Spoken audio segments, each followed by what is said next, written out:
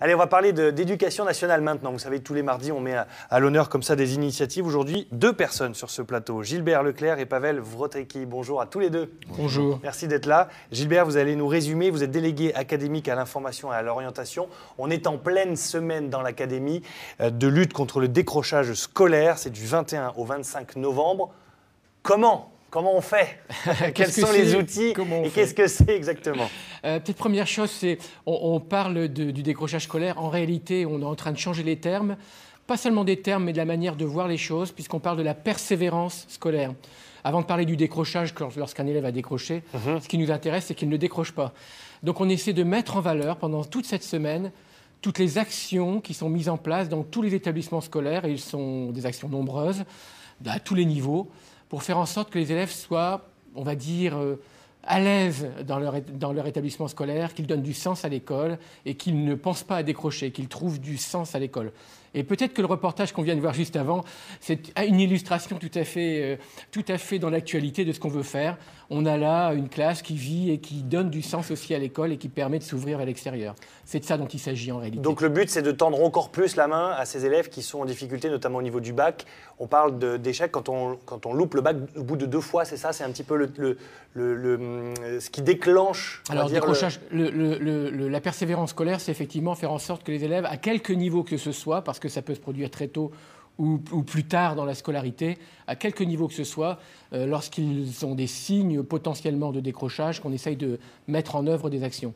Alors effectivement, quand on regarde à quel niveau de la scolarité les élèves décrochent, au niveau du bac, au niveau du baccalauréat, il y en a un nombre quand même important, et notamment qui ne redouble pas forcément. Alors, dans les lois, alors on a un petit peu tout ce mélange, on a peu de temps pour en parler, mais dans les lois qui viennent de passer, dans les règlements qui viennent de passer, le droit au redoublement vient d'être inscrit dans la loi. Et donc les élèves de terminale, lorsqu'ils ratent le bac, ont un droit à redoubler dans l'établissement et dans la série dans laquelle ils se trouvaient. Ça, c'est nouveau. Mais certains décrochent quand même. Donc, alors, oui, justement, à vos côtés, Pavel est avec nous. Merci, Pavel, d'être là. Merci d'avoir aussi le courage de témoigner, parce que vous avez bénéficié du dispositif Bac Pro en un an. En quoi la démarche mise en place par le rectorat vous a aidé, vous, concrètement? Dans le sens où je venais de rater 2 fois mon bac de terminale S. Donc, du coup, je ne savais pas forcément vers quoi j'allais me tourner.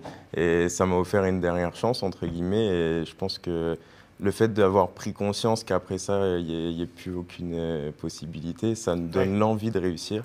Et ça m'a permis de continuer mes études. Il fallait un choc comme ça pour prendre conscience? Je pense. Enfin, j'étais peut-être pas dans la bonne filière, mais j'étais pas dans la bonne section. Et le fait de me réorienter dans cet aspect commercial, du moins pour la formation Bac Pro Vente et Négociation, j'ai trouvé mon pied et ça m'a permis de m'en sortir. Comment se passe le déclic de se dire, voilà, Bac S, échec 2 fois.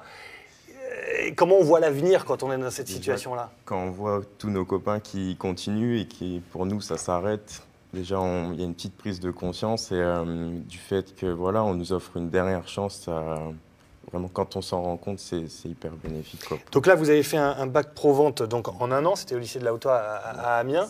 Quel exemple, quel souvenir vous gardez de cette main tendue par le rectorat maintenant que vous avez acquis un peu plus d'expérience? Un très bon souvenir. J'ai beaucoup aimé intégrer cette classe. Enfin, c'est une autre ambiance de travail que dans la filière généraliste. On est en effectif réduit, donc notre professeur est plus à l'écoute et peut plutôt être plus à l'écoute, puisque je pense que chacun aimerait l'être. Mais du coup, voilà, c'est quelque chose de très formateur. On apprend dans le savoir-être autant que au niveau connaissances, quoi. Pavel est un très bon exemple de cette main tendue, justement, du rectorat. Il y en a d'autres, des exemples comme lui, justement, qui bénéficient de cette aide? Ah oui, alors là ça n'est qu'une des mesures parmi une trentaine d'autres qui permettent de récupérer des élèves qui, à un certain moment, ont le droit à l'erreur en orientation, puisqu'on n'en parle pas souvent, on pense toujours à des choses un peu linéaires en matière de parcours scolaire. En réalité, les parcours scolaires ne sont pas forcément linéaires, il faut toujours pouvoir prévoir des retours en formation.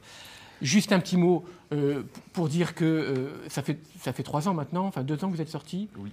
Hein, j'apprécie le fait que l'enseignante avec laquelle vous étiez il y a 2 ans soit dans le couloir et vous l'avez accompagnée. C'est ça aussi. Oui, il y a un suivi. Voilà, c'est le suivi et le fait et l'engagement des uns et des autres. Donc merci aussi aux enseignants. Merci beaucoup à tous les deux. Si vous voulez plus d'informations, on va sur le site internet qui apparaît à l'écran. C'est adolescence au pluriel. .fr, c'est ça, avec toutes les informations, notamment de cette semaine du 21 au 25 sur la lutte contre le décrochage scolaire dans toute l'académie. Merci à tous les deux et merci Pavel d'être venu sur ce plateau pour nous parler de votre expérience. Merci beaucoup.